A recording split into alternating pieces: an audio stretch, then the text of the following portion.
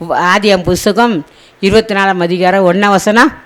Abraham வயது சென்று முதிர்ந்தவரானார். கர்த்தர் ஆபிரகாமை சகல காரியங்களிலும் ஆசீர்வதித்து வந்தார். பார்த்தீங்களா, கர்த்தர் ஆபிரகாம் உண்மையா இருந்தார். கர்த்தர் அவரை என்ன செஞ்சாரா?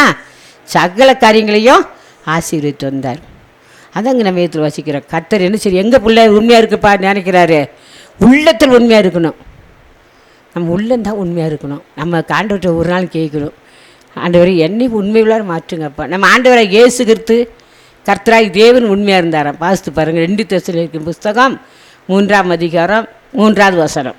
கர்த்தரோ உண்மையுள்ளவர். நம்ம ஆண்டவர் கேட்கணும், ஆண்டவரே என்னை உண்மையுள்ளவராக மாற்றுங்கப்பா. எண்ணத்தில் எத்தனையோ குறை இருக்குது, குற்றம் இருக்குப்பா.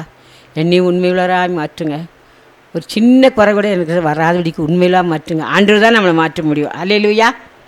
ஆனால் நம்ம கேட்கணும், ஒவ்வொரு நாளும் கேட்கணும், ஆண்டவரே என்னை உண்மையுள்ளவராக மாற்றுங்கப்பா. எல்லா கருத்திலும் குடுக்கல் வாங்கல், வீட்டில் குடும்பத்தில் கொடுத்த ஆண்டவர் கொடுத்த பொறுப்பு, ஆண்டவர் நமக்கு செய்யணும்னு என்ன நியமிச்சிருக்காரோ ஒரு உள்ளத்திலையும் பேசியிருப்பார். எல்லாவற்றையும் உண்மையில் இருந்தால் நம்மளையும் கர்த்தர் ஆசீர்வதிக்கிறது ஒரு உறுதி. உண்மையுள்ளவராக இருந்தார் ஆபிரகாம். கர்த்தர் அவர் ஆசீர்வதித்தார். சகல காரியத்தை ஆசீர்வதித்து வந்தார்.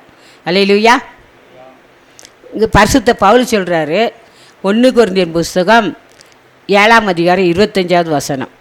நான் உண்மை உள்ளவனாய் இருக்கிறதற்கு கர்த்தரால் இரக்கம் பெற்று.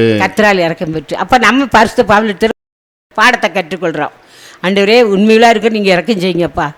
நான் எல்லா காரியத்திலும் உண்மையாக இருக்கணும் ஆண்டவரே. பேச்சில், வார்த்தையில், எண்ணங்களில், சிந்தனைகளில், செயல்களில் எல்லாத்தையும் உண்மையாக இருக்கணும் ஆண்டவரே.